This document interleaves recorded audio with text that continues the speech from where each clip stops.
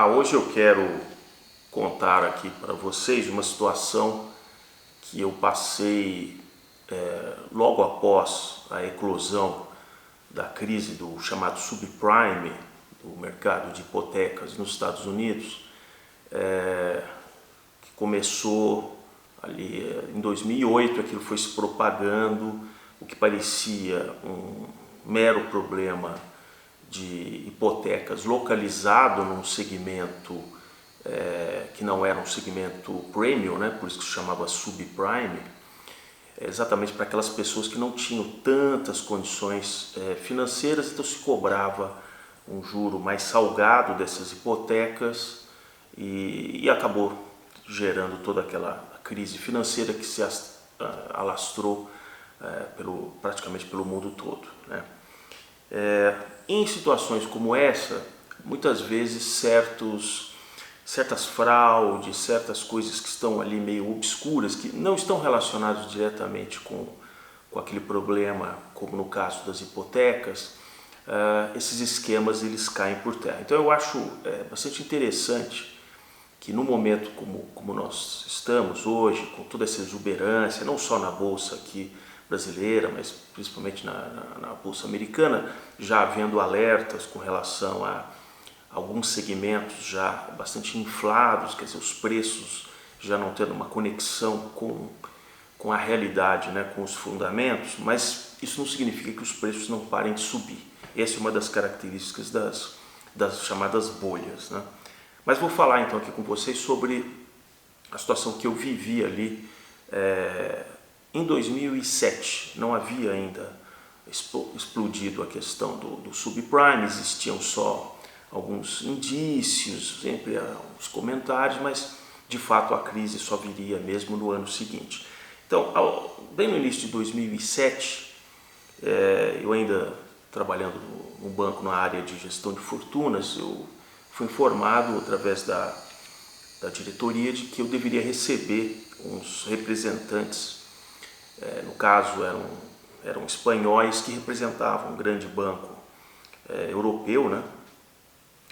E que com um parceiro nacional eles estavam oferecendo um tipo de hedge fund muito exclusivo, muito restrito, e que eles poderiam abrir para uma captação para clientes nossos, clientes brasileiros. Eu os recebi, eles explicaram qual era o tipo de investimento, que era um investimento que você fazia por um prazo longo.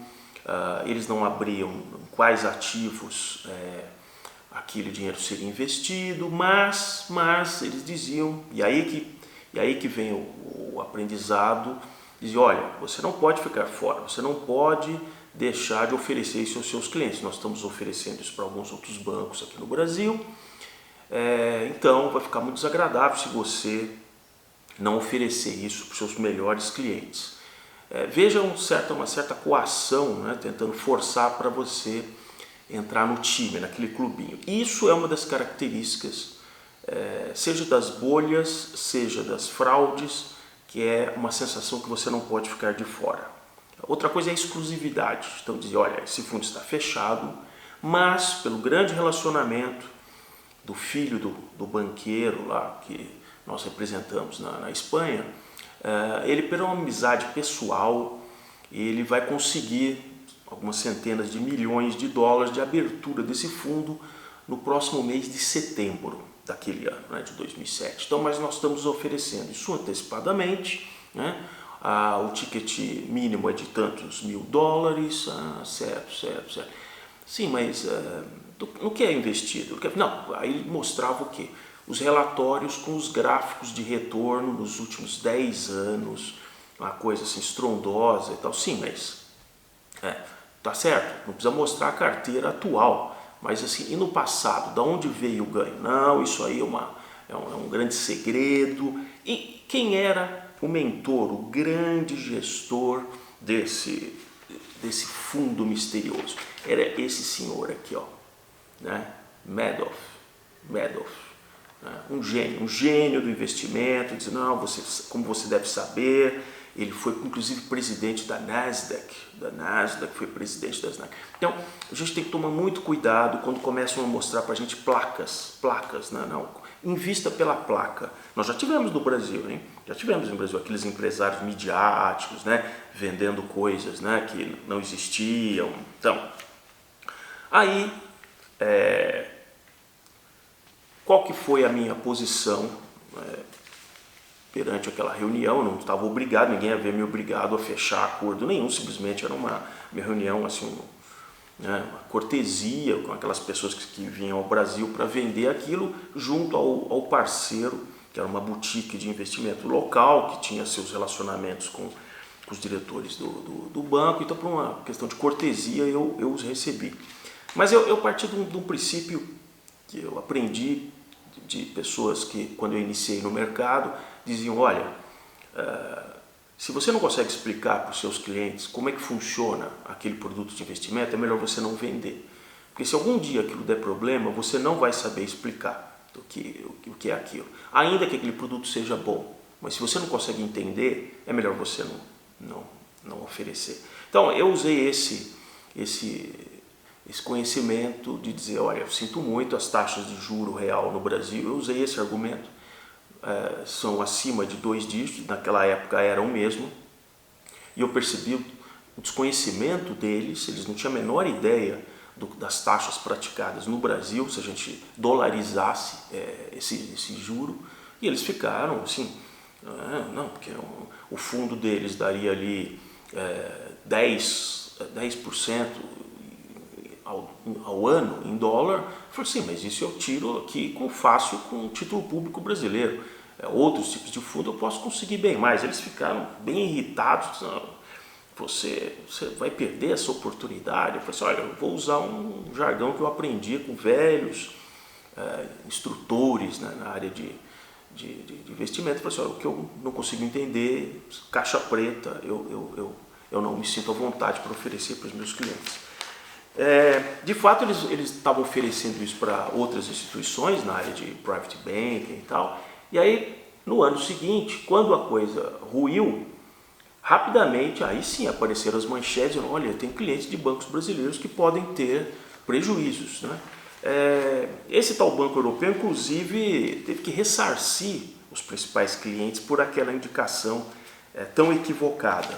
Aí começaram a sair no ano seguinte, levou mais um ano, né? Em dezembro de 2008, aparece, por exemplo, um francês que tinha investido 1 bilhão de euros se suicidou, né?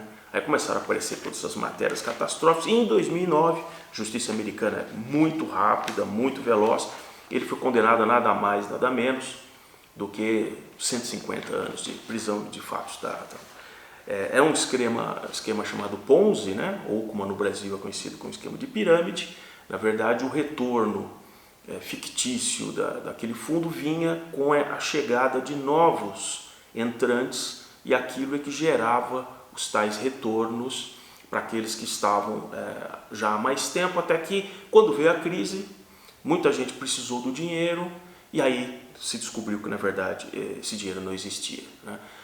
Pela maneira, inclusive, que o mercado americano ele é constituído, ele tem umas fragilidades maiores do que no sistema brasileiro.